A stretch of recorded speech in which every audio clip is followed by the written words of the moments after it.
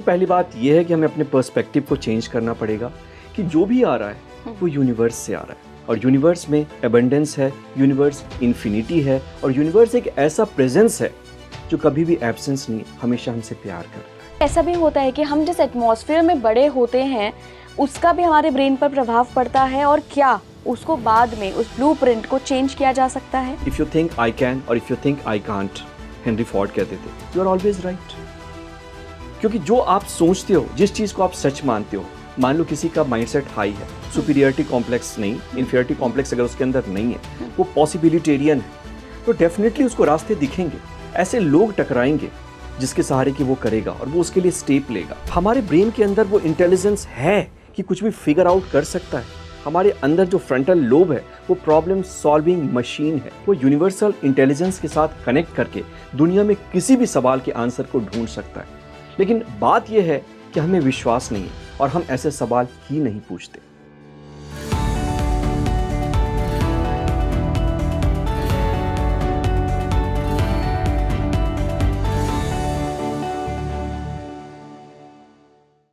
नमस्कार इंडिया, आप देख रहे हैं स्पीकिंग ट्री। मैं हूं आपके साथ हिला गोस्वामी, और आज हम लॉ ऑफ अट्रैक्शन पे, मैनिफेस्टेशन पे बात करेंगे। इस बात पे भी बात करेंगे कैसे आप मनी को अट्रैक्ट कर सकते हैं।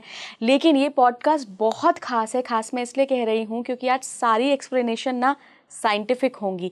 कई बार आप लोगों के मन में सवाल आते होंगे कि अरे यार, मैंने यूनिवर्स से कह दिया और मेरा पूरा हो गया, ये कैसे काम करता है, ऐसा कैसे हो सकता है, मेरे भी दिमाग में आते हैं। तो इसी जिज्ञासा को शांत करने के लिए हमने एक ऐसे मेहमान को आज स्टूडियो में बुलाया है जो कि पेशे से डॉक्टर हैं, MBBS हैं, DNB ऑर्थो हैं, और साथ ही लाइफ कोच भी हैं, और ब्रेन का कनेक्शन ना मैनिफेस्टेशन से जोड़ कर सिखाते हैं। बताते हैं कि कैसे आप ब्रेन को ट्रेन करेंगे ना, तभी यूनिवर्स के साथ कनेक्शन बैठा पाएंगे और अपनी सारी डिज़ायर्स पूरी कर पाएंगे। तो बिना देरी करे मैं मिलवाना चाहूँगी आपको डॉक्टर पीयूष प्रभात से। बहुत बहुत स्वागत है डॉक्टर पीयूष आपका स्पीकिंग ट्री पर। Thank you for having me here. Thank you doctor Piyush, आज हम ना सारी साइंटिफिक बातें करेंगे कि कैसे ब्रेन के कौन कौन से पार्ट्स अगर आप एक्टिवेट कर लें, उनके साथ सामंजस्य बिठा लें, तो आप यूनिवर्स की भाषा से बहुत जल्दी कनेक्ट कर सकते हैं और अपनी लाइफ चेंज कर सकते हैं। या श्योर।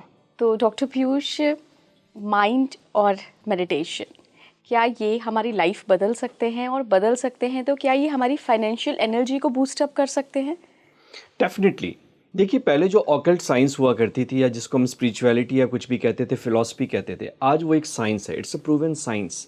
हम जो चीज़ भी बाहर देख रहे हैं वो हमारे इनर बीइंग का मैनिफेस्टेशन है। और जब हम अपने इनर रियलिटी को चेंज करते हैं, अपने inner energy, beat mindset, beat our philosophy, way of thinking, जब हम इसको चेंज करते हैं तो इसका इम्पैक्ट हमारे लाइफ पे पड़ता है, हमारी लाइफ चेंज होती है, और मनी भी इसी का एक रूप है। Right right.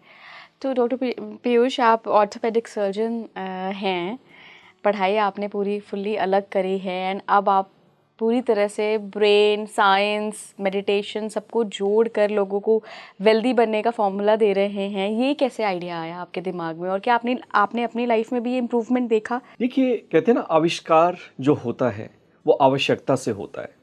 जब मैं भी अपनी लाइफ में स्ट्रगल कर रहा था, पढ़ाई कर रहा था, या फाइनेंशियली स्ट्रगल कर रहा था, तो मैंने डिस्कवर करना शुरू किया कि आखिर वो क्या चीज़ें हैं जिनसे हम अपने लाइफ को चेंज कर सकते हैं, इम्पैक्ट कर सकते हैं। और मुझे पता चला कि जब हम अपने माइंडसेट को चेंज करते हैं, जब हम अपनी एनर्जी को चेंज करते हैं, अपनी वाइब्रेशन को चेंज करते हैं, then we allow the good things to come to us. तो जो चीज़ें हम ढूंढ रहे हैं, एक्चुअली वो चीज़ें हमें भी ढूंढ रही हैं, चाहे वो वेल्थ हो, सक्सेस हो, लाइफ पार्टनर हो, कुछ भी हो।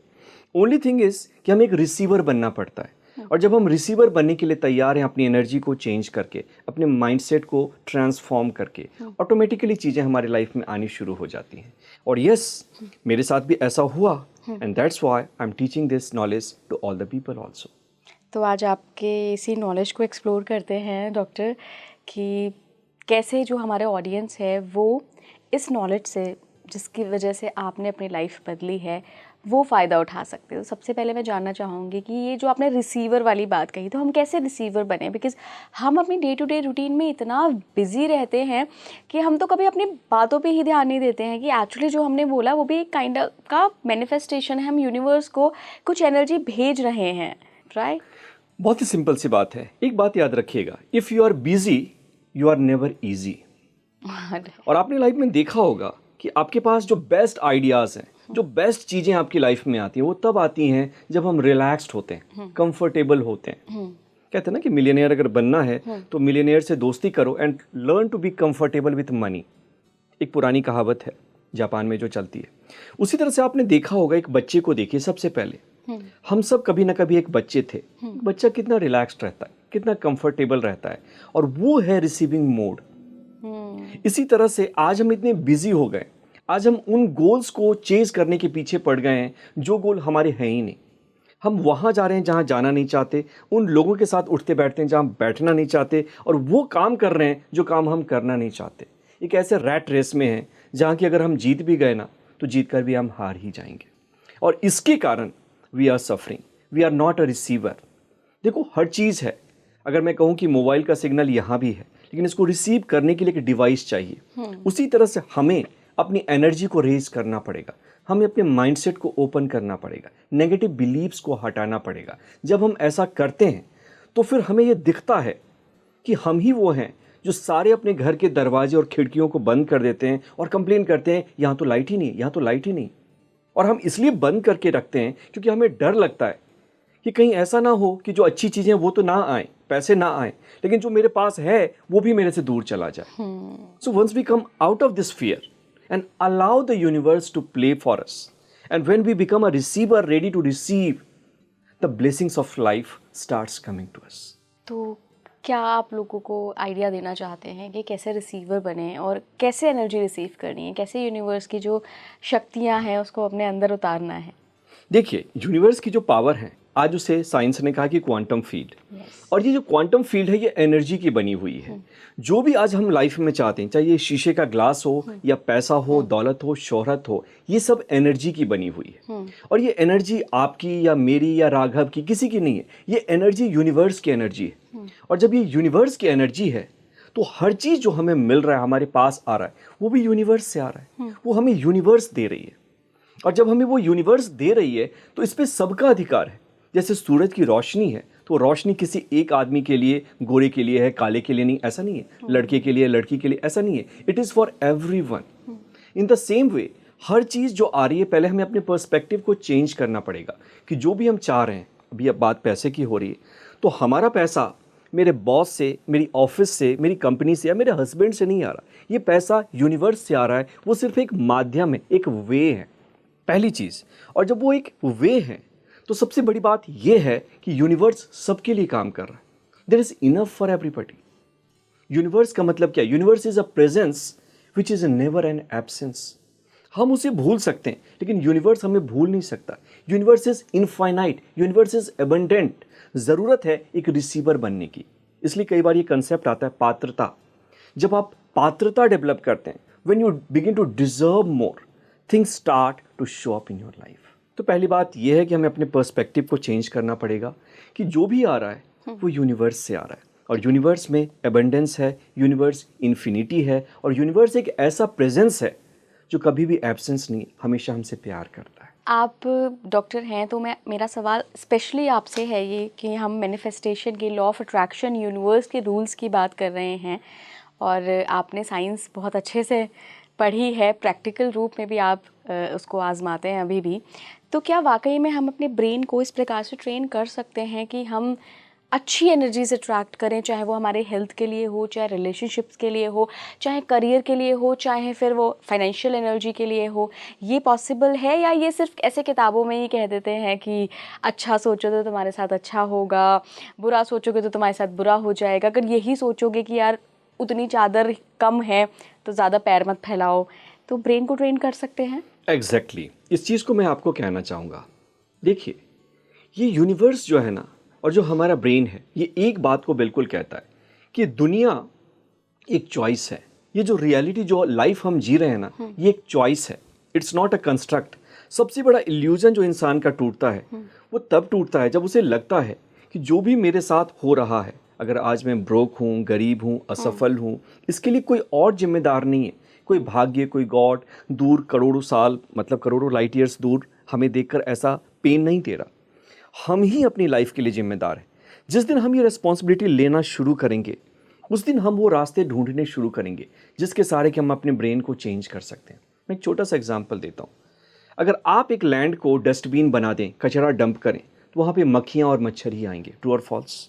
यस। उसी तरह से अगर आप उसे एक गार्डन बनाते हैं तो हो सकता है चहकते हुए चिड़ियाँ और तितलियाँ भी आ जाएं। उसी तरह से ये हमारा अंतर्मन भी है, ये पॉसिबिलिटी को लिए बैठा है। ये आप पे डिपेंड करता है कि आप अपने ब्रेन को क्या शेप देना चाहते हैं। जैसा शेप आप इसे देंगी वैसी आपकी एनर्जी बनेगी। एक साइंस भी है जिसे मैं इंट्रोड्यूस करना चाहूँगा, न्यूरोप्लास्टिसिटी। ओके। कहते हैं कि न्यूरोसाइंस कहता है कि हमारा ब्रेन हमारे लाइफ का ब्लूप्रिंट है। अगर कोई इंसान अमीर बनता है या सक्सेसफुल बनता है तो सबसे पहले उसके ब्रेन के न्यूरॉन्स, उसके जो कनेक्शंस हैं, जो साइनेप्सेस हैं, वो चेंज करते हैं। ब्रेन में इसके लिए सर्किट्स बनती हैं। तो ब्रेन हमारे लाइफ का ब्लूप्रिंट है। अगर ये सच है तो पहले ये माना जाता था कि हमारा ब्रेन रिजिड है, न्यूरो रिजिडिटी, और इसके कारण जो पैटर्न्स हमारे ब्रेन में हैं वही हमारी लाइफ बनेगी। तो कोई गरीब पैदा हुआ है तो गरीब ही रहेगा। और हम अपने ब्रेन को दोष ना दे करके, इनफैक्ट हम ब्रेन को नहीं समझ पाते थे, इसको दोष ना दे करके भाग्य को, गॉड को, समाज को दोष देते हैं। बिल्कुल। लेकिन न्यूरोप्लास्टिसिटी कहता है कि हमारा ब्रेन एक डायनेमिक स्ट्रक्चर है। ये प्लास्टिक की तरह है और कभी भी चेंज कर सकता है। ज़रूरत है सही टेक्निक की, ज़रूरत है अपने विचारों पे वर्क करने की, ज़रूरत है मेडिटेशन को सीखने की, ज़रूरत है कुछ नया नॉलेज क्रिएट करने की जिससे कि हम उसे प्रोग्राम कर सकते हैं, ट्यून कर सकते हैं। और ये सबसे पहला स्टेप है जो आपने कहा, to be a receiver, to allow the ideas, to allow the things to happen. और एक और बात मैं यहाँ पे जोड़ना चाहूँगा कि एक और वर्ड है साइकोलॉजिकल स्कॉटोमा। आपने देखा होगा कोविड में बहुत सारे लोग रो रहे थे कि हम पैसा नहीं कमा पा रहे, लेकिन उसी कोविड में कोई ऐसा भी था जिसने करोड़ों रुपए कमाए। बिल्कुल, ये पॉडकास्ट इंडस्ट्री ही कोविड में बूम हुई है। बिल्कुल। ऐसा क्यों हुआ?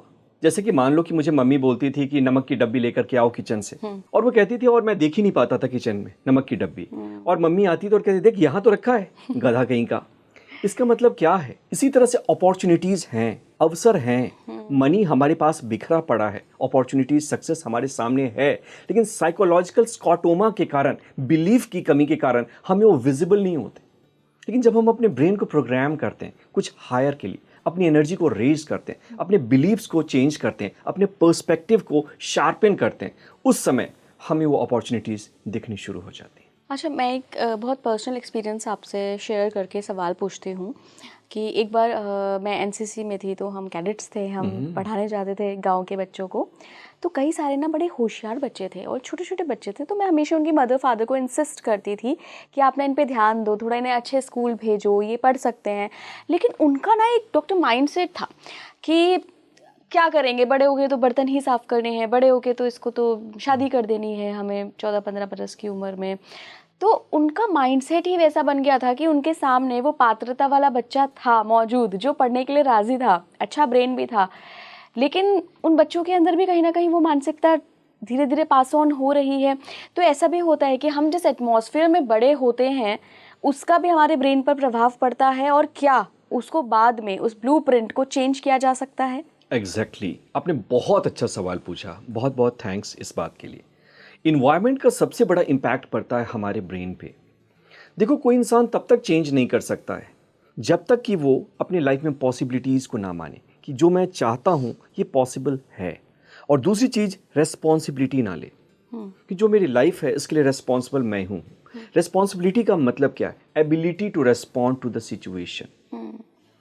तो जब एक बच्चा, आपने कहा, अगर मान लेता है, उसके ब्रेन में अगर वो कंडीशनिंग हो गई, तो अगर अच्छी अपॉर्चुनिटीज़ आएंगी भी तो साइकोलॉजिकल स्कॉटोमा के कारण वो उसे रिकॉग्नाइज नहीं कर पाएगा, उसे वो देख नहीं पाएगा। इसलिए ज़रूरी है कि हम अपने बच्चों से क्या बातें करते हैं, क्या मैसेज उनके माइंड में डिलीवर कर रहे हैं, ये इंपॉर्टेंट है। आज एक ग्लास गिर गया बच्चे से, तुम तो गधे हो, तुम किसी काम के नहीं हो, तुम तो निकम्मे हो। हमें नहीं पता कि ये उनके ब्रेन में क्या प्रोग्राम्स क्रिएट कर रहा है, और जो हमारे प्रोग्राम्स होते हैं वही हमारी लाइफ में दिखता है। बिलीव्स के बारे में एक बात है कि जो आप सोचते हैं ना, पूरा यूनिवर्स उस चीज़ को रियलिटी बनाने में, उसको सही प्रूव करने में लग जाता है। इसलिए तो कहा है कि if you think I can और if you think I can't, Henry Ford कहते थे, यू आर ऑलवेज राइट। क्योंकि जो आप सोचते हो, जिस चीज़ को आप सच मानते हो, मान लो किसी का माइंडसेट हाई है, सुपीरियरिटी कॉम्प्लेक्स नहीं, इन्फीरियरिटी कॉम्प्लेक्स अगर उसके अंदर नहीं है, वो पॉसिबिलिटेरियन है, तो डेफिनेटली उसको रास्ते दिखेंगे, ऐसे लोग टकराएंगे जिसके सहारे कि वो करेगा और वो उसके लिए स्टेप लेगा। सो डेफिनेटली पहली चीज़ तो ये है कि हमें पॉसिबिलिटेरियंस बनाने। हमें किसी भी चीज़ को ये मानना है कि पॉसिबल तो है, कैसे है बस यही फिगर आउट करना है। अच्छा, पहले अपना ये डिलेमा से बाहर आना है कि चीज़ इम्पॉसिबल नहीं है, नहीं है। मैं कर लूँगा, कैसे करूँगा, कितना समय लगेगा, उसके लिए फिर मैं मेंटर ढूंढ लूँ या जो भी चीज़ें हैं वो हल ढूंढूँ। एग्जैक्टली सबसे बड़ा जो माइंडसेट ब्लॉक है ना मैडम, वो ये है कि हम हाउ में फंस जाते हैं। लेकिन हमें नहीं पता, जिस आदमी ने पहले एरोप्लेन उड़ाया था, राइट ब्रदर्स, उनको भी नहीं पता था ये कैसे होगा। या फिर जब एडमंड हिलेरी असफल हो गए थे माउंट एवरेस्ट को चढ़ने में, तो पीछे मुड़ के कहते हैं, माउंट एवरेस्ट सोचना मैं वापस आऊँगा, तेरी ऊंचाई तो सेम रहेगी लेकिन मेरी ऊंचाई निश्चित बढ़ जाएगी। वो अपने माइंडसेट के बारे में बातें कर रहे थे। तो सबसे पहले ये होता है कि हम हाउ फिगर आउट करने लगते हैं कि अगर करोड़पति बनना है, सफल बनना है, डॉक्टर बनना है तो कैसे, और हम वो स्टेप्स देखते हैं कि नहीं मेरे तो ये भी पता नहीं है, ये भी पता नहीं है, और इसके कारण हम फंस जाते हैं। लेकिन सबसे बड़ी चीज़ हमें ये जाननी है कि जब हमें हाउ पता नहीं होता है और हम ये सवाल पूछते हैं कि मुझे ये कैसे करना है, तो यूनिवर्स की जो पूरी एनर्जी है वो, और हमारा जो डीपर माइंड है, जो इंटेलिजेंस है, वो ओपन होता है, जो कि इस प्रॉब्लम को सॉल्व कर सकता है। लेकिन जब हमें किसी चीज़ के बारे में पता चलता है ये कैसे करना है, तो या तो हम बोर्ड हो जाते हैं या इंस्पायर्ड नहीं रहते हैं, और फिर हम कुछ छोटा ही अचीव कर पाते हैं। इसलिए सपने देखना चाहिए। इसलिए अब्दुल कलाम ये कहते थे, चोरी के लिए, डकैती के लिए सज़ा तो मिलनी चाहिए, लेकिन सज़ा उसको भी मिलनी चाहिए जो कि सपने छोटे देखता है। क्योंकि तुम्हारी ज़िंदगी नहीं है, ये उन हज़ारों लोगों की भी है जिनकी तुम प्रार्थना हो, जिनकी तुम इबादत हो, जिनके जीवन में तुम कुछ कंट्रीब्यूट कर सकते हो, एक नया सूरज उदय कर सकते हो। Right right. तो जो आजकल ऐसी मान्यता चल गई है और मैं बहुत सारे लोगों से सुनती आ रही हूँ कि law of attraction, gratitude and manifestation ये आपको करोड़पति बना सकता है। बहुत सारे लोगों के एक्सपीरियंसेस हैं जिन्होंने अपनी लाइफ में बहुत सारा मनी फ्लो देखा है इन सब ट्रेनिंग्स के बाद। लेकिन आप चूँकि डॉक्टर हैं, उस फील्ड से आते हैं, क्या ये पॉसिबल है कि एक एवरेज इंसान जिसका कैपेसिटी, जिसका कैलिबर ही बहुत कम है, जिसका एनवायरनमेंट उसको हमेशा से ऐसा मिला कि वो उतना बेहतर नहीं कर सका, क्या वो इन सब टर्म्स को अपनी लाइफ में इंट्रोड्यूस करके एक प्रॉपर वे में चल कर अपनी चीज़ें चेंज कर सकता है? डेफिनेटली, बिल्कुल कर सकता है।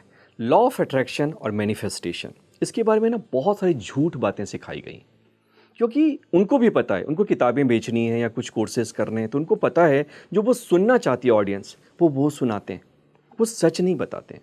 और सच का डेफिनेशन क्या है? सच का मतलब ट्रुथ विथ कैपिटल टी, जो कि हर किसी के लिए हर समय ट्रू है। तो लॉ ऑफ अट्रैक्शन का जो सबसे बड़ा फंडा है, वो फंडा है लॉ ऑफ रेजोनेंस। यूनिवर्स आपको वो नहीं देता जो कि आपको चाहिए या जो आप मांगते हैं, यूनिवर्स आपको वो देता है जो कि आप खुद हैं। तो अगर आप किसी चीज़ को पाना चाहते हैं तो सबसे पहले आपको खुद को बदलना पड़ेगा। You have to be that person.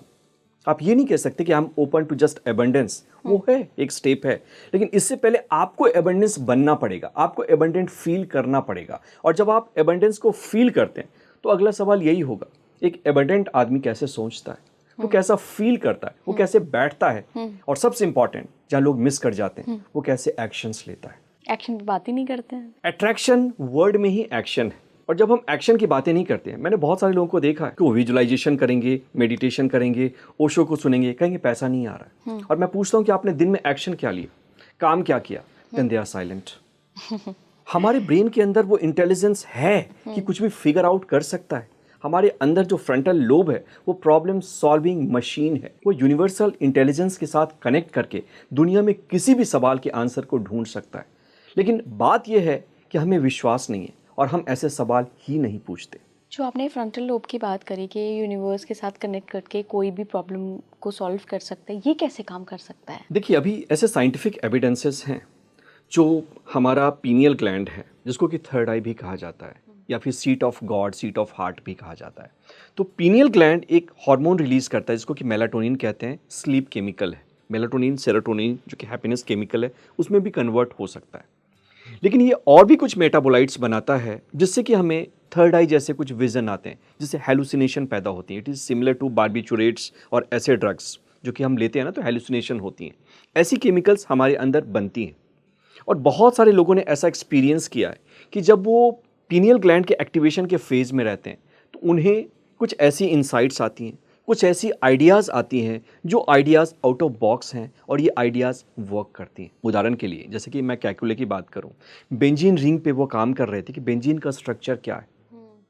वो स्लीप में चले जाते हैं काम करते करते, अचानक उन्हें एक आइडिया आता है, उन्होंने एक ड्रीम देखा और वो ड्रीम ये था कि एक सांप अपनी पूंछ को काट रहा है और इससे उनको आइडिया आया कि बेंजीन का रिंग कैसा होगा। अब इसका कोई साइंटिफिक खास बेसिस नहीं है, हम इसको रैशनलाइज कर सकते हैं, जस्टिफाई कर सकते हैं, बट इट हैपन्स।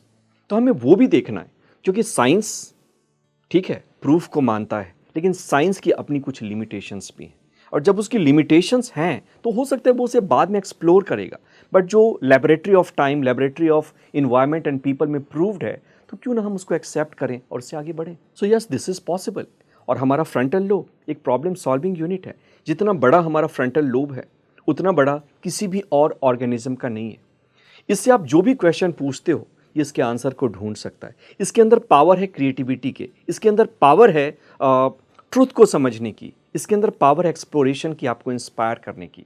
और यही तो रियल एसेट्स हैं। आपने देखा होगा कि बहुत सारे ऐसे लोग हैं जिनके पास दुनिया में सब कुछ है but still they are depressed, still they are suicidal. और बहुत सारे ऐसे लोग हुए जिनके पास जीवन में कुछ भी नहीं था, लेकिन उनके पास पैशन था, इंस्पिरेशन थी और इसके सहारे उन्होंने कुछ भी अचीव कर लिया। डॉक्टर पीयूष, एक सवाल और बार बार हमारे कमेंट बॉक्स में बहुत सारे लोग पूछते हैं, ये उनका सवाल है और मैं आपसे पूछना चाह रही थी कि आपने बात की गार्डन की, आपने एग्जांपल दिया कि गार्डन में बार बार आप कूड़ा फेंकते रहो तो वो बहुत मक्खियाँ, गंदे इंसेक्ट्स आएंगे, और वहाँ पे अगर आप प्लांट्स लगा दो तो अच्छे अच्छे पशु पक्षी आएंगे, वहाँ पर सुगंध रहेगी, खूबसूरती रहेगी। लेकिन अगर वो बंजर ज़मीन हो तो फिर क्या करेंगे? एग्जैक्टली। बंजर जमीन का अर्थ यहाँ पे ये है कि हमारा ब्रेन एक ऐसा ब्रेन जो कि कुछ करना नहीं चाहता। राइट। देखो, सबसे बड़ी बात यह है कि यूनिवर्स ने हमें पोटेंशियल तो दिया है, लेकिन there is a law of desire. जितनी ज्यादा हमारे अंदर डिजायर होगी हम उतना ही अचीव कर पाएंगे। मान लो एक मूवी आप देखने के लिए गए, आपकी फैमिली है, आपके कोई ब्रदर है, उनको मूवी में बहुत इंटरेस्ट था, तो ऐसी ऐसी चीजें देख लेंगे उससे जो आपने शायद नहीं देखी होगी अगर आपको इंटरेस्ट नहीं है तो। और शायद अगर कोई ऐसा आदमी हो जिसको बिल्कुल इंटरेस्ट ना हो तो मोबाइल फ़ोन में घुसा रहेगा, उसे पता भी नहीं चलेगा कि मूवी में क्या हुआ। तो इसी तरह से हमारे ब्रेन में कैपेसिटी तो पूरी की पूरी है, लेकिन देयर इज़ अ डिज़ायर। और जब तक डिज़ायर हमारे अंदर नहीं होता, और डिज़ायर का भी अपना एक साइंस है, सबसे बड़ी चीज़ है कि हमारा विज़न। अगर हमारे पास कोई ऐसा विज़न नहीं है जो कि हमें पुल करे, इंस्पायर करे, तब तक हम कुछ बड़ा नहीं कर पाएंगे, तब तक हम इंस्पायर्ड फील नहीं कर पाएंगे। राइट। आज हम इस लाइफ में जी रहे हैं कि हम अपने ताऊ जी के या अपने फादर के या अपने मदर के या उन गोल्स को चेज कर रहे हैं जो गोल्स हमारे हैं ही नहीं। हम सिर्फ इसलिए चेज कर रहे हैं ताकि हम सोसाइटी के हिसाब से सोसाइटी को खुश करें, लेकिन सोसाइटी को खुश करने की एक कीमत है। इसके चक्कर में हम खुद को दुखी कर देते हैं। हमारे अंदर जो इंसान है जिसकी अपनी कुछ ड्रीम्स हैं, अपनी कुछ डिज़ायर्स है, इसकी आवाज़ को अनसुना कर देते हैं। और जब जब ऐसा होता है तो हम दुनिया के लिए तो सफल हो जाएंगे, लेकिन खुद के लिए हम हमेशा असफल ही महसूस करेंगे। इसको ऐसे अगर समझें हम कि किसी बच्चे को अगर बचपन से आर्टिस्ट बनना हो, लेकिन दुनिया का माइंडसेट ये होता है कि आर्टिस्ट अच्छा पैसा नहीं कमा सकते, बहुत ज़्यादा सक्सेसफुल नहीं होते, तो बच्चे को के अंदर तो आपने वो बीज डाल दिया ना कि तुम सक्सेसफुल नहीं हो। अगर वो जिद करके लड़ लड़ा के बन भी गया तो मुझे लगता है वो टॉप पे नहीं पहुँच पाएगा, क्योंकि जब भी वो कोशिश करेगा टॉप पर पहुँचने की, उसको लगेगा कि नहीं यार, आर्टिस्ट तो सफल होते ही नहीं है, मैं सफल हो भी गया तो उतना पैसा तो मिलेगा ही नहीं, इस फील्ड में ही पैसा नहीं है, तो वो अपनी फुल कैपेसिटी तक जा ही नहीं पाएगा। हम में से बहुत सारे लोगों के साथ ऐसा होता है। इस चीज़ से कैसे डील करें? इसीलिए तो सबसे इंपॉर्टेंट है जो मैंने पहले कहा, एक पॉसिबिलिटेरियन का माइंडसेट होना। दुनिया में डॉक्टर भी ऐसे हैं जो बेरोजगार हैं और दुनिया में ऐसे सिंपल लोग भी हैं जो करोड़पति बने। हमें सबसे पहले ये समझना पड़ेगा कि हमें अपने पैशन को फॉलो करना है, जो हमारे अंदर से डिज़ायर आ रही है, जो हम खुद बनना चाहते हैं। क्योंकि यूनिवर्स जो है ना, ये हमें किसी खास काम के लिए इसने हमें प्रिपेयर किया है, कुछ खास टैलेंट हमें दिया है, कुछ खास एबिलिटीज़ हमारे अंदर थी। जब जब हम इन एबिलिटीज़ के फ्लो में, अलाइनमेंट के साथ काम करते हैं, तब तब हम सफल होते हैं। अब दूसरी चीज़ है माइंडसेट की। अगर हम दुनिया की आवाज़ को सुन के उसको सच मान लें कि हाँ, दुनिया ने कहा पैसा नहीं कमाया जा सकता, सफल नहीं हुआ जा सकता, अगर आपने इसी को अपनी रियलिटी मान ली तो यही आपका बिलीफ बन जाएगा और यही आपकी रियलिटी बन जाएगी। लेकिन अगर आप उन एग्जाम्पल्स को देखो कि क्या ऐसे कुछ एग्जाम्पल्स हैं जिन्होंने इसके बावजूद सफलता प्राप्त की, तो ऑटोमेटिकली जो लिमिटिंग माइंडसेट है ये एक झूठ है, एक आडंबर है, एक ऐसा गुब्बारा है जो हमारी सोसाइटी ने हमें दिया है, जो कि झूठ है। तो ये अपने आप ये टूट जाएगा और अगेन हम न्यू पॉसिबिलिटीज़ को तलाश करना शुरू करेंगे। इसलिए कहते हैं इंक्वायरी बहुत इंपॉर्टेंट है, सवाल पूछना बहुत ज़रूरी है। और जॉय एट जीपीएस, एक टर्म जो कि रॉबिन शर्मा ने इंट्रोड्यूस किया है, कि हमें हमेशा अपने जीपीएस को जॉय को बनाना है, कि जिस काम को मैं कर रहा हूँ क्या मुझे इससे अंत में खुशी मिलेगी, क्या ये मुझे हैप्पीनेस देगा, फुलफिल्ड फील कराएगा। अगर ऐसा है तभी मुझे इस काम को करना चाहिए। और जब हम उस काम को सही से करेंगे और उन पॉसिबिलिटीज़ को तलाशेंगे तो हमारा ब्रेन आंसर फाइंड करेगा कि कैसे मैं इसको मोनेटाइज कर सकता हूँ, कैसे मैं इसके सहारे भी एबंडेंस को क्रिएट कर सकता हूँ। तो यूनिवर्स की एबंडेंस हर किसी के लिए, वो रास्ते आने शुरू हो जाएंगे, वो लोग मिलने शुरू हो जाएंगे। हो सकता है कोई किताब सामने आ जाए, हो सकता है कोई तरीका सामने आ जाए और चीज़ें हो जाएंगी। एक मेडिटेशन के बारे में बात करते हैं जिसको आपने मनी मेडिटेशन नाम दिया है। क्या है ये मनी मेडिटेशन? बेसिकली यही जो बातें आपने कही ना, कि जब लोग ये समझते हैं कि नहीं मैं तो अमीर हो ही नहीं सकता, अमीर किस्मत से होते हैं, अमीर तो परवरिश से होते हैं, अमीर वही हो सकता है जिसके पास कुछ पहले माइंडसेट हो। तो इस तरह की जो लिमिटिंग बिलीव्स हैं, इनको जब तक क्लियर नहीं किया जाएगा तब तक इंसान एक रिसीवर नहीं बनता। दूसरी चीज, साइकोलॉजिकल स्कॉटोमा, तब तक उसे वो अवसर नहीं दिखते। कहते हैं ना कि अगर आप किसी काम को सच में दिल से करना चाहो तो आप वो तरीके ढूंढ लोगे जिससे कि आप उस काम को कर पाओ। और अगर सच में आप किसी काम को नहीं करना चाहो तो आप वो रीजंस ढूंढ लोगे जिसके सहारे कि वो काम आप ना करो और जस्टिफाई कर दो कि हाँ देखो मेरे साथ परिस्थिति गलत थी, मेरी माताजी मेरे साथ नहीं थी, मेरी पत्नी मेरे साथ नहीं थी, वगैरह वगैरह। सो इन सारे ब्लॉक्स को क्लियर करना और एबंडेंस की वाइब्रेशन क्रिएट करना और वो माइंडसेट क्रिएट करना जिससे कि इंसान एक रिसीवर बने, जिससे कि इंसान एक पॉसिबिलिटेरियन बने, जिससे कि इंसान ना सिर्फ मनी के लिए, बल्कि मनी तो एक देखो एक माध्यम है, लेकिन मनी तो तभी आता है जब आप कुछ दुनिया को देते हो, कंट्रीब्यूट करते हो। उसका एक रिवार्ड है वेल्थ, राइट, उसका रिवार्ड है एबंडेंस। हाँ जी। तो इन चीज़ों को हम कैसे ओपन करें, कैसे हम वो गेटवेज खोलें जिसके सारे एबंडेंस हमारे लाइफ में आए, क्योंकि एबंडेंस सबसे पहले आइडियाज़ के रूप में आती है, उसके बाद हमारे हैंड्स में जाती है एक्शन के रूप में, और तब हम जब लाइफ में कुछ कंट्रीब्यूट करते हैं then money starts flowing in our life. तो इन सारी चीज़ों को तोड़ना जो नेगेटिव है, ब्लॉक्स को, और हमें अलाइन करना हमारे माइंडसेट को, हमारी एनर्जी को for receiving money, looking for the opportunities to make money and opportunities to be a server.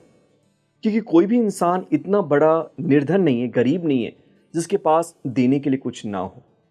लेकिन जब वो ये मान कर बैठा है कि मेरे पास कुछ नहीं है तो प्रॉब्लम आनी शुरू हो जाती है। सो इन सब चीज़ों को हटाने के लिए मैंने एक मेडिटेशन बनाया, वो है मनी मेडिटेशन।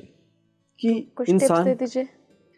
हाँ, सबसे पहले 3-4 टिप्स मैं हमेशा देना चाहूँगा जो भी मनी के बारे में बातें करते हैं, कि देखिए मनी एक एक्सचेंज का मेथड है। अगर आपको पैसे सच में कमाने हैं तो पहले आपको कुछ देना पड़ेगा। पहले ये पूछना है कि मेरे पास देने के लिए क्या है, ठीक है, क्या मेरे देने की इंटेंशन भी है, क्योंकि बहुत सारे ऐसे लोग होते हैं जिनकी देने की इंटेंशन ही नहीं होती है। क्योंकि कहते हैं ना कि दे तो वही सकता है ना जिस ग्लास में पानी ज़्यादा हो तो पानी छलकेगा ही। इसका उल्टा भी सही है, जो आप देना शुरू करो, जो ग्लास पानी को देना शुरू करेगा, यूनिवर्स के लॉ के हिसाब से वो अपने आप भर जाएगा, फुलफिल हो जाएगा। सो 3-4 चीज़ें मैं हमेशा कहता हूँ। पहले तो मैंने पहले ही कह दिया कि जो चीज़ आपको आ रही है यूनिवर्स से आ रही है, लोग या काम उसका एक माध्यम है।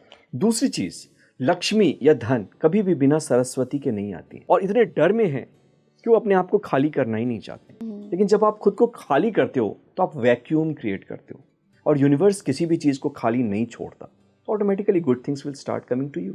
ये 3 स्टेप्स आपने बताया। यस, 3 स्टेप्स अगर कोई फॉलो करे, और जैसे मेडिटेशन की आपने बात करी, तो मेडिटेशन के लिए मैं हमेशा ये कहता हूँ, पहला स्टेप है अवेयरनेस। अवेयरनेस का मतलब होता है प्रेजेंट होना, जागना, होश में होना। और जब आप प्रेजेंट होते हैं तभी यूनिवर्स की जो गिफ्ट्स हैं, यूनिवर्स की जो आइडियाज़ हैं, जो ब्लेसिंग्स हैं, यूनिवर्स की जो कमांड्स हैं, वो आप रिसीव करने के लिए प्रेजेंट होते हैं। तो पहली चीज़ है अवेयरनेस। जब हम अवेयर होते हैं तो सेकेंड स्टेप ब्रेन में अपने आप होता है, वो है हीलिंग। और हीलिंग का मतलब है जीवन में जहाँ जहाँ अलगाव है, जहाँ जहाँ कुछ टूटा फूटा है, इसको रिपेयर करना। Getting back to the memory of wholeness is healing. जो भी कहीं कहीं पे पेन है, जो भी कहीं पे कन्फ्लिक्ट्स हैं, उन सब का शांत होना, बैलेंस होना, हीलिंग, ये सेकेंड स्टेप है। इस हीलिंग के बाद हमारी अंदर की आंखें खुल जाती हैं, और इस इनर ओपनिंग ऑफ आई के कारण हमारे अंदर जो टैलेंट्स एबिलिटीज़ ऑलरेडी है हम उसको देख पाते हैं, वो हमारे लिए विजिबल होता है। And when that is visible to us, हम देखते हैं कि हम तो खुद ही सम्राट हैं। I have all the abilities. जो ये झूठ की बातें बताई गई थी, जो आपने कही कि मैं तो बंजर ज़मीन हूँ, मैं तो कर ही नहीं सकता, मैं क्यों नहीं कर सकता, उसके बदले आप ये सवाल पूछते मैं क्यों कर सकता हूँ और क्यों मुझे करना चाहिए। You are connected to a bigger cause. This is called the phase of revolution, जहाँ आपको अपनी एबिलिटीज़, अपना टैलेंट, अपने स्किल्स, अपनी अपॉर्चुनिटीज़ दिखनी शुरू हो जाती। You are connected to that and when you connect to that it starts growing. और जब ये बढ़ना शुरू होता है तो कहता है ना, ये ओवरफ्लो करता है। और ये पॉजिटिव एनर्जी, ये लव की एनर्जी, इंस्पिरेशन की एनर्जी आपके काम में, आपके जॉब में, आपके प्रोफेशन में, आपके रिलेशनशिप में ऑटोमेटिकली फ्लो करती है। And when that energy starts flowing in that form, this is abundance, this is money, this is greatness, this is success. Right, wow. Actually problem क्या है ना डॉक्टर पीयूष, हम सभी के साथ, मैंने जनरली लोगों से देखा है कि हम हमेशा शॉर्टकट के पीछे भागते हैं। हमें लगता है कि manifestation, law of attraction, gratitude, ये कोई ऐसे 4-5 स्टेप्स हैं जिनको मैंने कर लिया और बस, और कुछ मैंने किया नहीं, बस तो भर के पैसा आने लगेगा। ऐसा नहीं है। मनी भी एक एनर्जी है जिसको पाने के लिए हमें कुछ तो प्रयास करना पड़ेगा ना। कर्म ही नहीं करोगे तो कैसे आपके पास पैसे आएंगे। बिल्कुल, ये सभी तो एक्शन ही है। अवेयरनेस के लिए आपको मेडिटेशन की प्रैक्टिस करनी पड़ेगी, जागना पड़ेगा, खुद को चैलेंज करना पड़ेगा, हर चीज़ है। राइट सवाल पूछने पड़ेंगे, सही सवाल पूछना पड़ेगा कि व्हाट इज़ नेक्स्ट, क्या अपॉर्चुनिटीज़ मेरे लिए वेट कर रही है, यूनिवर्स मेरे सारे क्या क्रिएट करना चाहता है, कौन सी ऐसी प्रॉब्लम है जिसे मैं सॉल्व कर सकता हूँ। तो इसके लिए तो डॉक्टर पीयूष यूनिवर्स के साथ कनेक्ट भी करना पड़ेगा ना। कई लोगों की तो ये परेशानी होती है कि मुझे महसूस ही नहीं होता है कि कोई यूनिवर्स है, मैं कैसे कनेक्ट करूं। मतलब लोग उसको ना बड़ा सुपर नेचुरल मान लेते हैं कि एक लाइट निकलेगी और अब मैं कनेक्ट होऊंगा। नहीं, बहुत सारे लोग मुझसे ऐसी बातें कर चुके हैं कि उनको ऐसा लगता है कि एक लाइट निकलेगी, यूनिवर्स से कनेक्ट हुए, कुछ थर्ड आई पे होगा, तब लगेगा कि यूनिवर्स से कनेक्ट हुआ है। लेकिन बीइंग अ डॉक्टर आपका क्या एक्सपीरियंस रहा है, और आपने तो बहुत सारे लोगों की लाइफ बदली है, तो कैसे बदली? देखो, जो भी चीज़ें सत्य है ना, वो बहुत ही सिंपल है, वो बहुत ही आसान है। क्वांटम फील्ड या universe, it is a field of energy जहाँ हर चीज़ अनमैनिफेस्टेड में, इनविजिबल वे में आपका इंतज़ार कर रही है। इसलिए आइंस्टीन ये कहते थे, field is the source of everything, invisible is the source of visible. ये रूमी कहते थे। तो सबसे पहले एकदम आराम से समझना है कि यूनिवर्स से कनेक्शन जो है, हम हमेशा कनेक्टेड हैं। हमें सिर्फ उस कनेक्शन को रियलाइज़ करना है। मान लो एक बार मैं एक आइलैंड पे फंस गया था, वहाँ पे बहुत सारे जंगली जानवर थे, वो मुझे खाने ही वाले थे। अचानक मेरी नींद टूट गई। अब क्या मुझे फिर से डरने की ज़रूरत है? नहीं, मैं उस सपने पे हंसूंगा। इसी तरह से हम आज रियलिटी में नहीं जी रहे हैं, हम अपने थॉट्स में जी रहे हैं। और चूंकि हमारे थॉट्स हमारे इन्वायरमेंट से आते हैं, और रिसर्च ये कहता है कि आज लोगों के 95% थॉट्स नेगेटिव हैं और 85% थॉट्स रिपीटिटिव हैं।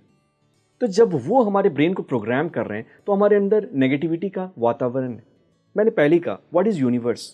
Universe is a presence which is never an absence. Universe वो स्पेस है जहाँ हमारे सारे सवालों के आंसर है, जहाँ जो भी हम चाहते हैं उसका प्रैक्टिकल स्टेप है, और ये हमेशा हमारे लिए अवेलेबल है, हमेशा हमारे साथ है। और जब ये हमारे साथ है तो सिर्फ हमें रियलाइज़ करना है कि we are connected to that, I am connected to that part. और इसके लिए ज़रूरी है कि मेडिटेशन हम करें, क्योंकि जब हम मेडिटेशन करते हैं तो हमारा ब्रेन अल्फा स्टेट में जाता है, हमारे थॉट्स क्लियर होते हैं।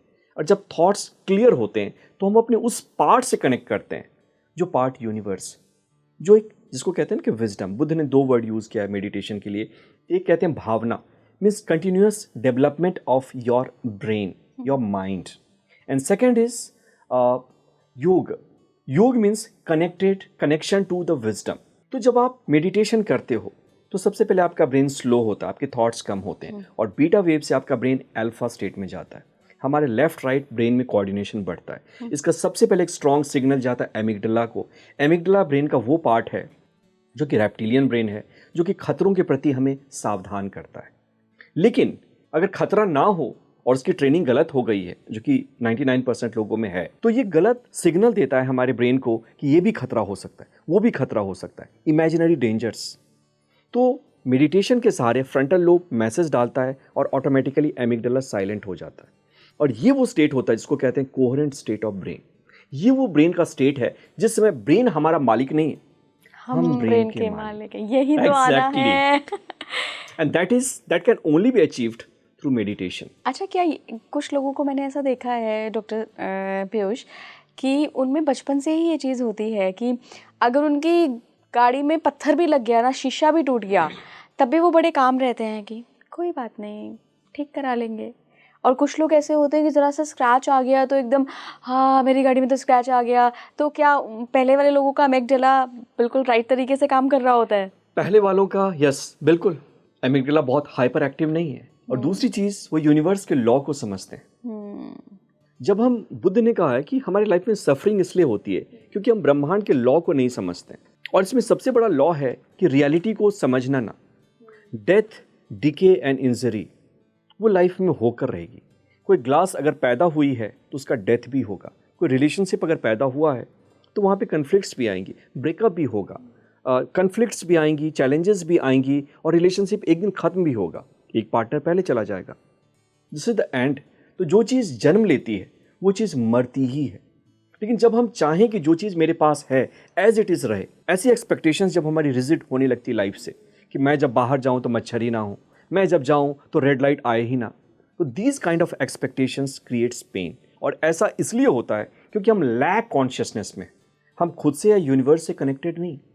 हमें लगता है कि यूनिवर्स में कमी है, मिसिंग है, और इसलिए हम जो भी चीज़ हमारे पास उसको टाइटली पकड़ने की कोशिश करते हैं। और लॉ कहता है जिस चीज़ को आप ज़्यादा पकड़ोगे वो चीज़ आपसे उतना दूर भागेगी। सो आइदर आप एक ऐसे चेजर बन जाओ जो तितलियों के पीछे भागो और तितलियों को पकड़ने की कोशिश करो, या फिर आप एक गार्डन बन जाओ, अपने आप पे काम करो, अपने आप को डेवलप करो, और सिंगिंग बर्ड्स और तितलियां अपने आप आपके पास आकर्षित होकर आएंगी। बिल्कुल, बहुत बढ़िया बात आपने कही, और बहुत अच्छी बात से ही इस पॉडकास्ट को मैं ख़त्म करना चाहूँगी कि खुद ही ऐसा गार्डन बन जाओ जिसमें तितलियाँ अट्रैक्ट हों। तो यहाँ अगर लोगों की डिज़ायर से इसको कनेक्ट करें तो खुद ही इतने केपेबल हो जाओ कि लोग आपको आगे से आके करोड़पति बनाने के लिए बोले कि आओ ठीक है, इतने करोड़ का ऑफ़र तुम्हारे लिए है, तुम्हारे साथ बिजनेस करना चाहते हो, इतने करोड़ का ऑफ़र है, या फिर जो भी अट्रैक्ट करना चाहो वो आपकी कैपेबिलिटीज़ और आपकी क्षमताओं के अकॉर्डिंग हो। बिल्कुल। और अंत में मैं यही कहना चाहूँगा, फाइनल नोट, कि एबंडेंस एक जर्नी है, और आप कितना पैसा कमाते हैं ये इंपॉर्टेंट नहीं है, आप क्या इंसान बनते हैं ये इंपॉर्टेंट है।